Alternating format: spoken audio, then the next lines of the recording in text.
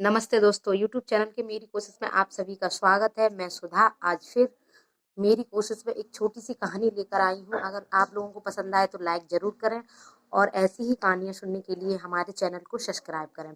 तो मैं एक लड़की की कहानी बताने वाली हूँ जिसमें लास्ट में उसकी मौत हो जाती है और उसको कुछ हाथ नहीं लगता है। उसके माँ बाप बेचारे ऐसे ही भटकते रह जाते हैं, अपनी बेटी के बिना अकेले रह जाते हैं। तो उसकी कहानी है। तो दोस्तों मैं कहानी शुरू करती हूँ। एक लड़की होती है गाँव में, उत्तर प्रदेश में एक लड़की होती है जो हर लड़की के सपने होते हैं, लेकिन वो पढ़ने लिखने में ठीक थी। तो उसका भी सपना था कि मैं शहर में जाऊं और पढूं और लिखूं, कुछ बनूं। तो उसके भी कुछ सपने थे, लेकिन उसके पिताजी बाहर रहा करते थे, शहर में कहीं दिल्ली वगैरह में, शहर में रहते थे कहीं। तो दिल्ली रहते थे मतलब। तो वो दिल्ली रहते थे, आते जाते थे घर पे। लेकिन फिर एक लड़की, अब उस लड़की ने जिद करी कि पापा मुझे भी पढ़ना है, मुझे कुछ बनना है, तो आप मुझे दिल्ली ले चलिए अपने साथ। तो वो आदमी अपनी बेटी को दिल्ली ले जाता है, अपनी बीवी को भी ले जाता है, क्योंकि उसकी अकेली ही बेटी होती है। तो वो उसको ले जाते हैं दिल्ली, और बेटी पढ़ रही होती है, अच्छे अपने सपने सजो रही होती है कि मुझे कुछ बनना है, पढ़ने लिखने में अच्छी थी, और वो जाती भी है पढ़ने के लिए। हर रोज की तरह वो रोजाना जाती थी पढ़ने।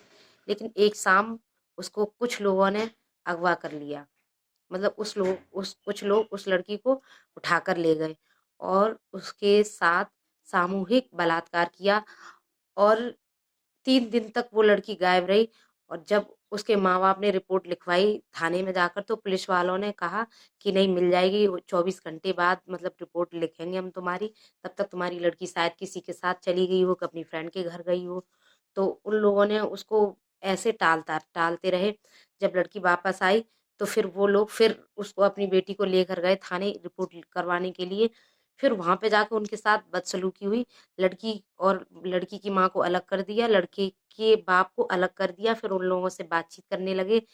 तो फिर जब ये बात पता चली तो उन लोगों ने शिकायत करी। तो उन लोगों ने, जिन लोगों ने सामूहिक बलात्कार किया था, उन लोगों को पता चला। तो वो लोग और गुस्से में आ गए, और जब वो उसको दबाव डालने लगे कि तुम लोग अपना केस वापस ले लो, नहीं तो हम तुम्हें जला देंगे या कुछ कर देंगे, ऐसे धमकी देने लग गए। लेकिन वो लोग नहीं माने। फिर गए वो थाने में रिपोर्ट कराने के लिए, उनको बताने के लिए क्यों नहीं पकड़ रहे हो, वो लोग हमें ऐसे दबाव डाल रहे हैं। तो इतनी बात जानने के बावजूद भी वो लोग फिर एक रात फिर उस लड़की को अगवा करके ले गए, और फिर उसके साथ सामूहिक बलात्कार किया। उसके साथ दो दो बार सामूहिक बलात्कार हुआ। सोचो उसकी जिंदगी क्या रही होगी। लेकिन पुलिस वालों ने कोई उसकी मदद नहीं की। उन लोगों ने उसकी तरफ ध्यान ही नहीं दिया, क्योंकि उन लोगों ने पैसे भर दिए थे। फिर वो लोग जब ऐसा सब कुछ देख, उन लोगों ने धमकी दी, तो वो वहां से उस जगह को छोड़ के दूसरी जगह चले गए। उस जगह को छोड़कर दूसरी जगह चले गए। वहां पे भी उन लोगों को पता चल गया कि वो लोग इस जगह से कहाँ पहुंच गए हैं। वो लोग वहां फिर पहुंच गए। तो उन लोगों ने वहां जाके दूसरी जगह केस किया था उन लोगों ने। तो इस वजह से वो उन लोगों ने फिर, जब उन्होंने देखा कि उसके माँ बाप घर पे नहीं है, वो किसी काम से बाहर गए हुए हैं, लड़की अकेली है, तो उन लोगों ने उस लड़की के घर में आग लगा दी। उस लड़की को उस आग में जला दिया। मतलब उस लड़की की जिंदगी खराब कर दी, बिल्कुल उसको खत्म ही कर दिया। उसकी जिंदगी की जिंदगी छीन ली उन लोगों ने। और आज तक उसके माँ बाप बेचारे भटकते हैं, रोते हैं, बिलखते हैं, क्या है, कुछ नहीं रहा उनके हाथ। लेकिन किसकी लापरवाही की वजह से, पुलिस वालों की लापरवाही की वजह से। हमारे जो सरकार है अगर अच्छी नहीं होती है तो यही तो कहानियां बनती हैं। आज उनको उनकी लड़की से हाथ धोना पड़ा, लड़की चली गई उनके हाथों से, पाला परोसा सब कुछ होता है, उनकी इज्जत तक, वो लोग बोलते हैं इज्जत चली गई। वैसे तो इज्जत उन लोगों की जानी चाहिए जो लोग ऐसा काम करते हैं। उनकी क्या इज्जत, उनकी तो इज्जत थी।